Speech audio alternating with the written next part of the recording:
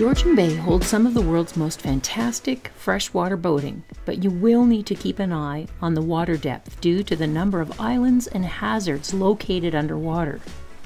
The open water of Georgian Bay can also get rough quickly with changing weather. So, as always, plan ahead and keep on top of weather forecasts.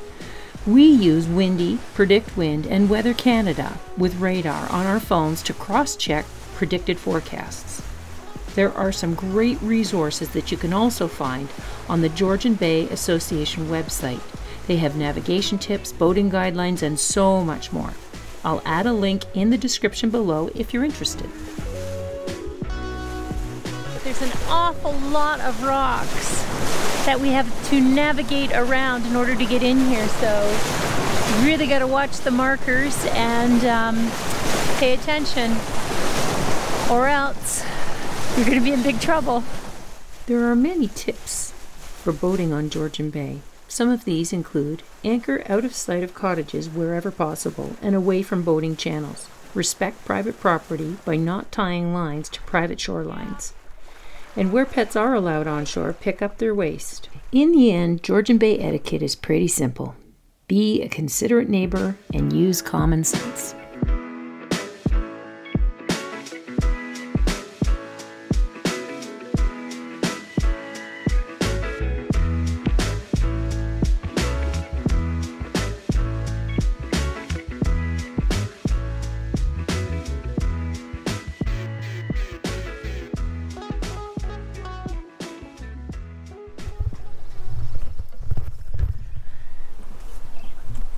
Well, we arrived at our destination here by Golden Sword, which is fairly close to Britt. It's a beautiful area. So we found a spot that's actually quite busy. There's 4 boats, but 4 boats always seem to find the best spot. So we finally did find a little secluded spot where we could be by ourselves. And so Julia, she's going to jump in and take the stern line over and tie it to a pine. Take the plunge. Yeah. But it's cold. So I have to sort of ease my way in. Okay. It's going to take a really... So that tree there? Yeah. It might be better if you tie the line around your neck so you have both hands free. I'll be fine. Oh, that's...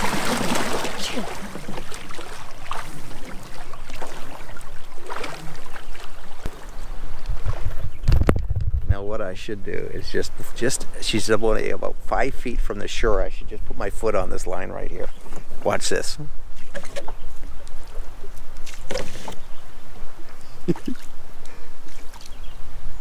She's not saying anything.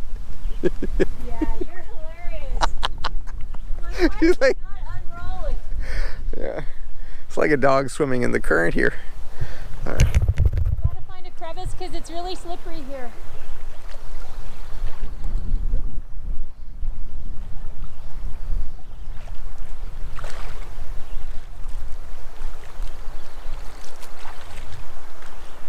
Yeah. Usually there's a spot where the rocks have edges to them, so you have to find an edge to stand on.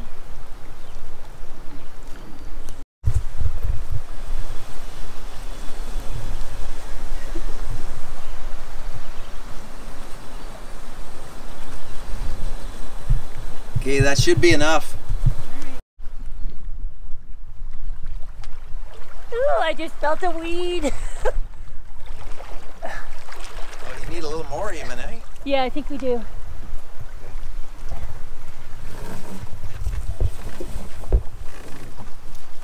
Okay.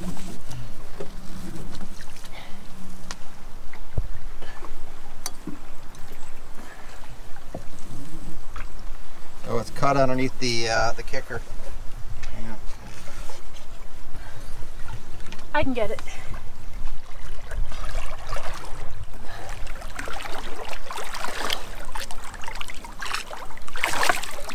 Whoa, that's mud right there. I just stepped in the mud. Really, it's that shallow? Yep.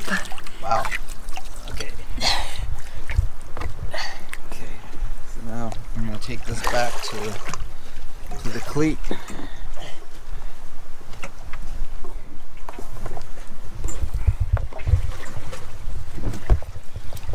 to do this with one hand is not easy.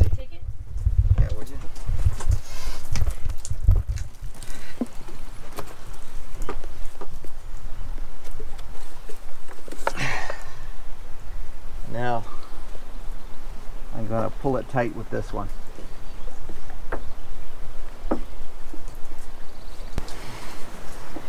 Somehow it got looped over. Huh. I don't know what happened.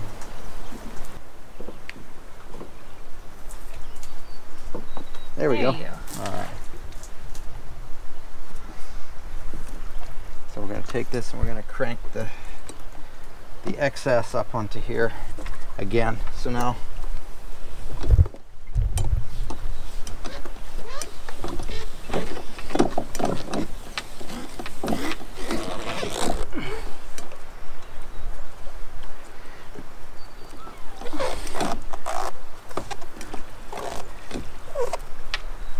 so what I'm trying to do is I don't want it to rub against the rocks, so I'm going to try to keep it just off the rocks.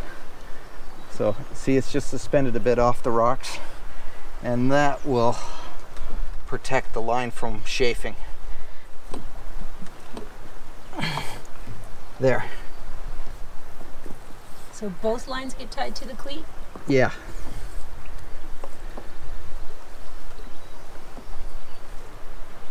There. All right. And so if I let the line, see, there's no trees right down on the water, so you have to do something like this. You have to go back to a tree farther back, and we put it high enough in the tree so that the line wouldn't drag on the rocks, and then you end up wearing out your line. Got it. And so that's now the reason why we doubled it up here is because let's say the anchor breaks loose or something crazy happens in the middle of the night or any time. All we have to do is release these lines and the one's gone, and we can easily get out of here, and the other line will go back around the tree and back out again. So it's just a simple way to, we don't, and let's say we're leaving, we don't have to go back to shore to undo it either. We can just literally just reel it in from here, and it's done. No one has to go back to shore. That's how you do it.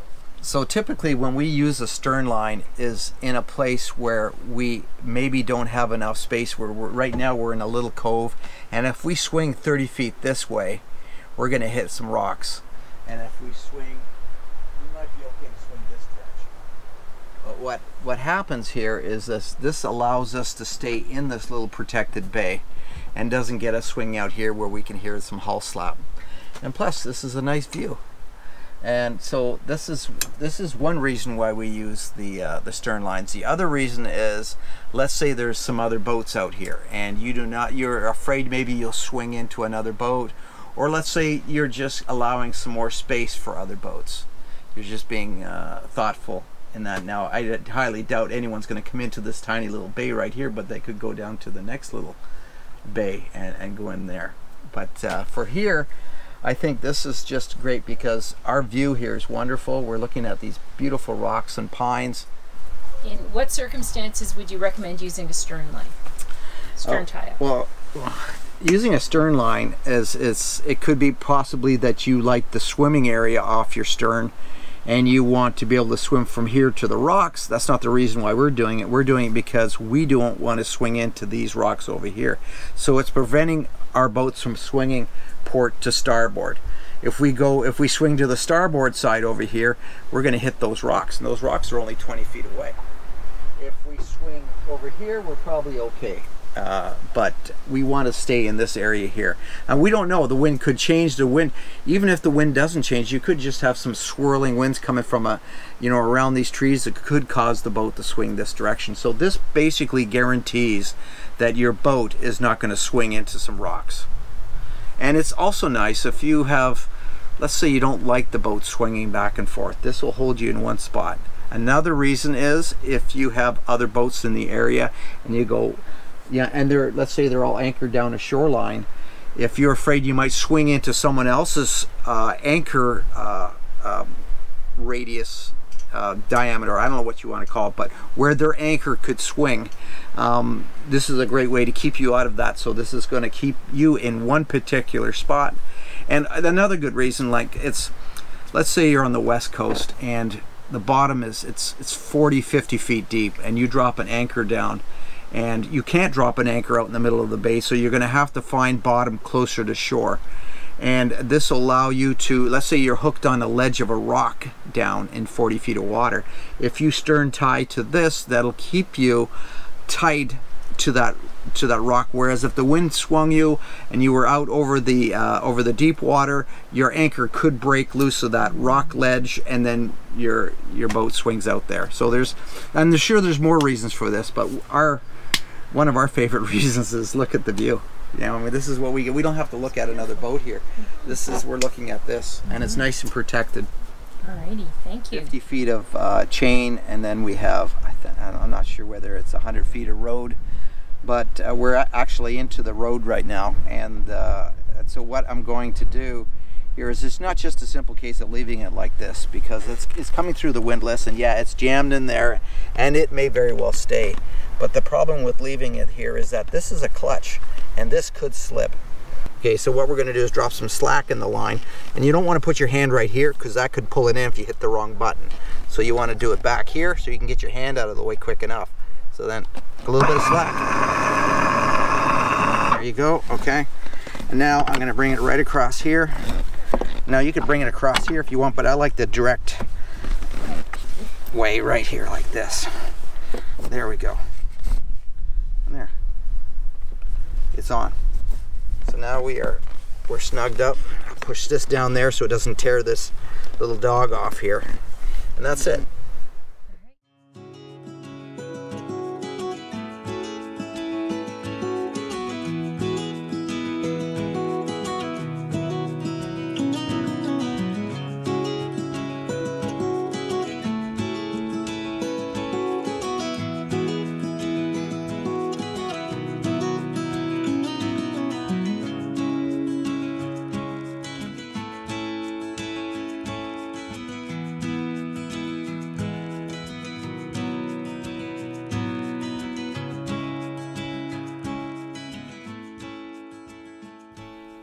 While we were at this anchorage, we were visited by an inquisitive painted turtle.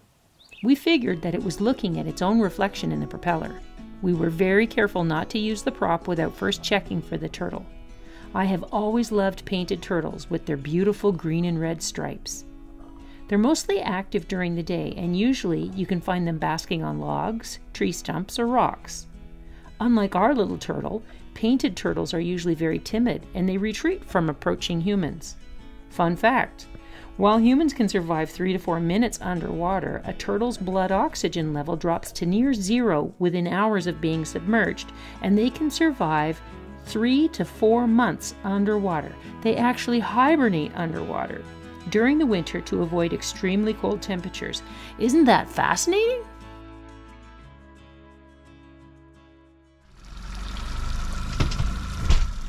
Oh, it's fixed. It came right up to my face here when I'm running the engine. Thought that would have scared him away. That's Such an anomaly. Little painted turtle. I've never seen a painted turtle come be that friendly. So what were you just doing? So one of the problems we had is that our boat had been sitting a couple of months at our place. I had the impeller replaced, routine maintenance on it, so I had the impeller done, oil changed, lower unit oil changed, and when I brought it back, it was sitting a couple months at our place before we had time to use the boat again. So we went to go start the motor at the launch ramp, and the first thing I looked for on all my outboards is to see if there's any cooling water coming out. Nothing came out of the big 250 horsepower here. It was plugged. So I was thinking, what could it be? So I called the guy that changed the lower unit oil, and he changed the impeller, and he says, I said to him, did you make sure that there's cooling water running through? Did you actually put it in the water check? And he says, yeah. He says it was working. And he says, have a quick look, see if this shove something up into the cooling port, you know, where the water streams out. See here?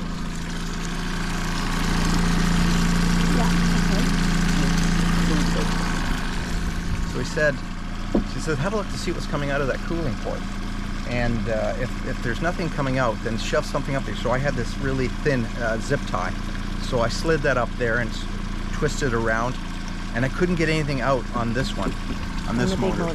on the big motor. And so what I did is I actually unhooked it from the actual cowling, from the lower cowling, and I blew through it, and that cleared it. And it was like, I actually got some of it in my mouth, but it was actually a wasp. It's I think down in Florida we call them mud daubers, but you know, up in Canada, I know mud wasps, maybe they're called that. But the wasp had crawled up there and filled the hole. We did the same to this one too. So I just stuck this one up this one and it cleared. So it's really important when you put your motors in the water and you first check it, start it up, to make sure you have cooling water come on. With the big motor, you won't see that much water flowing through like you will the little, like this 9.9, the water really flows out of here because I don't think there's a thermostat in it. Whereas the big motor is a thermostat, so it's regulated. So a lot of times it'll just come out really slow, like almost a dribble when you first start it. And then as it warms up, you'll see that it starts to come out a little more. If you're in cold water, like here in Georgian Bay, you're going to notice that the water's just going to, it's going to pour out very slowly because the water's cold here. If you're in the Bahamas where the water's warmer, you're going to notice that it's going to come out a lot slower, a lot faster, because it needs more water to cool the engine down. That's, you know, how a thermostat works. Anyways.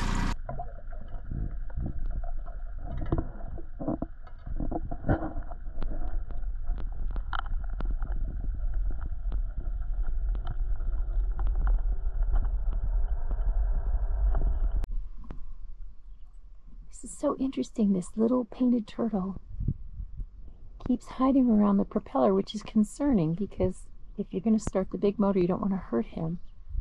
But I thought in Michael starting the small motor, it would scare him away, but it didn't. He just came over to the large propeller. And I'm trying to film him to see exactly what it is he's doing. So I guess he's using the boat as cover. And now that the dinghy's in the water, I thought he might use that for some kind of structure to hide underneath. But then he keeps coming back to the boat. Comes back to the boat and visits. And I've never seen a painted turtle do that before, so it's really fascinating to me. Geeking out here.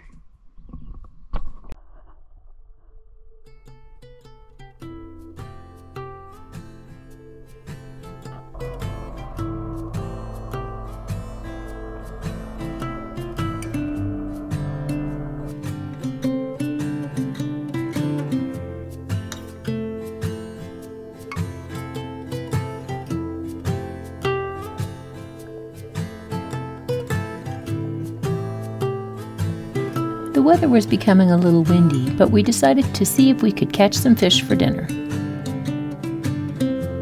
Okay, who are we kidding here? It's Michael that does the fishing, I'm just the pit crew.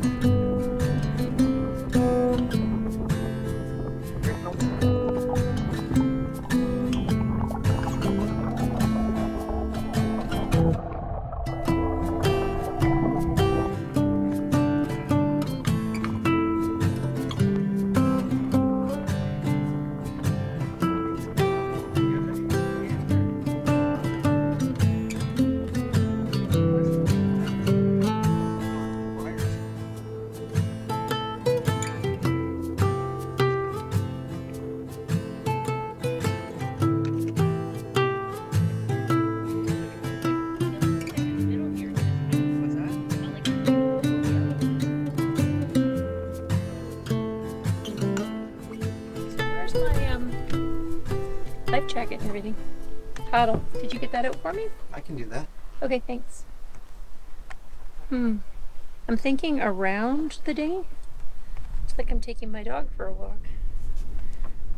You can jump in the dinghy. It's a good thing I have long arms.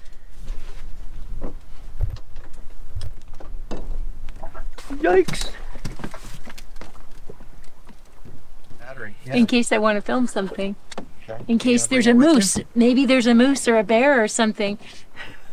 Let's see how Or let's see how you're gonna undo that. There you go. Oh, good. using my head, right?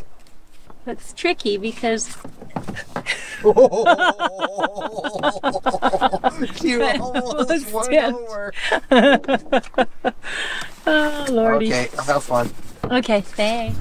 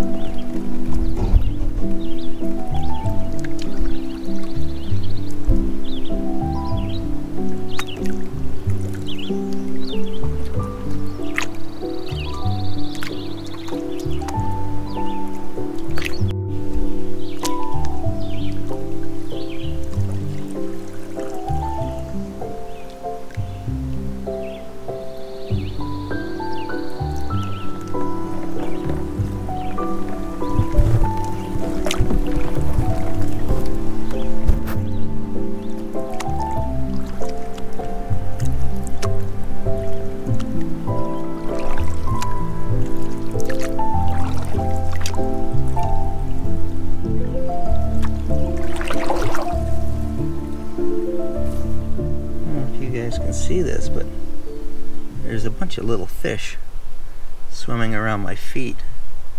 A few minutes ago they were nibbling away at it. I don't know what they're finding there, but probably some dead skin or something that interests them. Yeah, I know it's kind of gross, but I just find nature so interesting. You know, anything that they can find is food, right? Or maybe they're just curious. Here comes Jewel. Who are you talking to? Oh, just the fish. Oh, I see. Yeah. The fish whisperer? Yeah. What a beautiful night for a paddle. Yeah.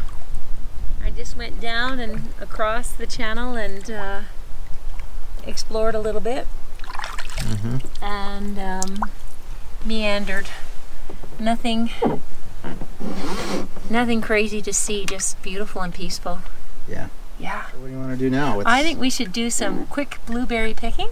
Oh yeah, because our plan tomorrow is to leave, and we're heading up to the Bustard Islands. We have to stop at a place called Key Harbour Lodge, and we're going to get some fuel on, and then head directly up to the Bustard Islands and find a cozy little place to hang out.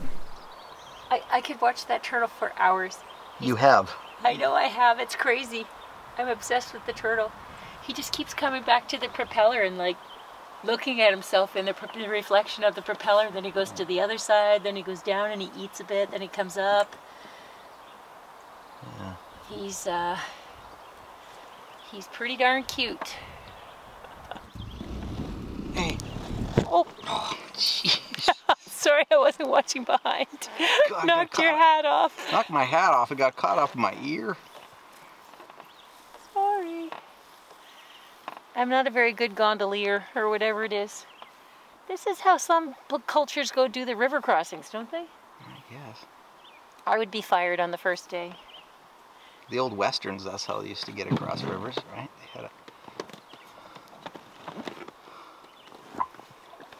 They had a barge, and they would pull it across.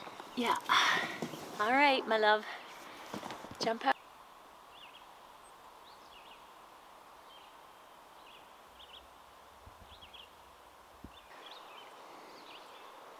Well, we found a good little patch here.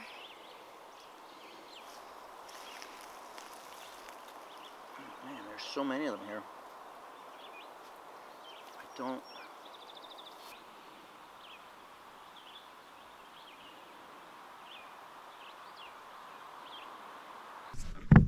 Every morning, before the sun gets too high, I try to wash off the front. Oh, it's not too bad this morning. Usually it's covered in, well, it still is, covered in a lot of little mayflies. I think they're called blue duns. I'm not too sure. We're using this is just the lake water I'm blowing all these bugs off with. They all ended up in the water, I think.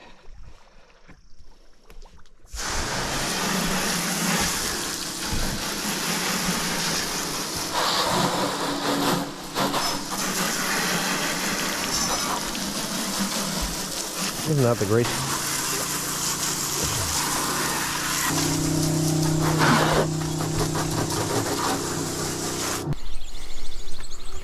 Okay, so what we have to do here is we have to make sure that any variables can be covered as far as safety wise, as far as the boat swinging, because I'm about to pull up the stern line. So I'm going to release the one and then I'm going to just reel it all the way in. And while I'm doing that, this boat could swing over and hit these rocks over here, or it could swing out here into the open, which I'm not worried about. So we have to be prepared. So I've already had the engine running. It's ready to go. I don't want to run the engine out because then you can't hear me. And then after that, I'm going to quickly go up to the front and I'm going to pull the anchor up. So the first thing I'm actually going to do is go up and I'm going to take the snubber off. And when I take the snubber off, that means I can quickly pull up the chain, because I don't want to have to play with the snubber in case the boat starts swinging towards the rocks.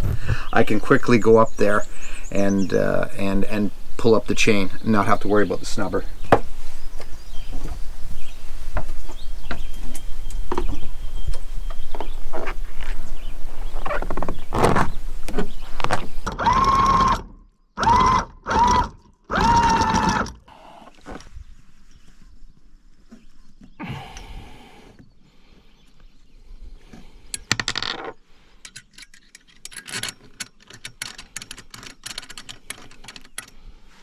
drop a bit of slack in this line. Okay. Typically I would run the engine right now so it's always ready to go, but it's just I don't want you guys to have to listen to that. And there's no wind this morning, which is great, so it gives us time. If it was wind and the wind was blowing out of the north and it could blow us against these rocks, I'd be really careful doing this.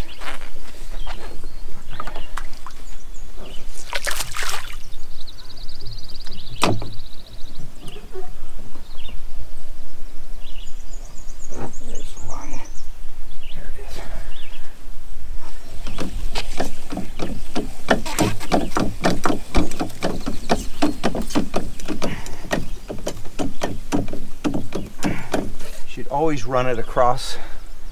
You always run it across like this, like you would on a fishing reel. The reason why you want to do that is if you bundle it all in one spot, it can get jammed underneath each other. So you want to crisscross so that it lays on top of each other.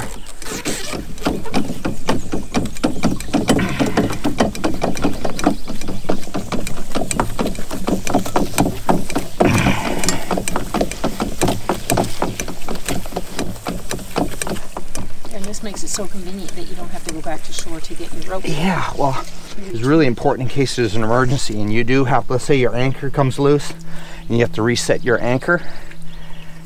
And this way here, you can just let the end go and go take care of your anchor. Okay, go up there and pull the anchor now. So Julia, can you go start the engine now? Yep.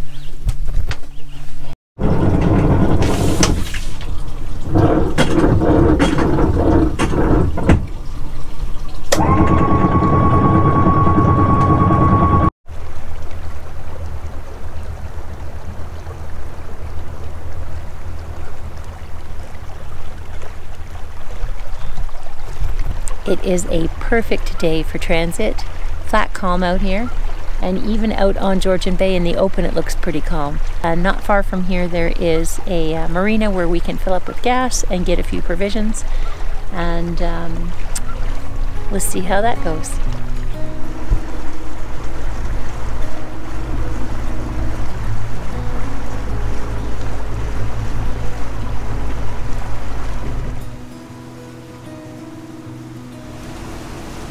Sharp turn at the red marker. Yeah, you really don't understand boating on Georgian Bay until you do it. Look where the red marker is on the charts here. So we still haven't gone around it yet. Oh wow, so that's not... It's just they just moved it. Oh, I see. Yeah. You really have to have your wits about you and concentrating when you arrive in here. Yeah.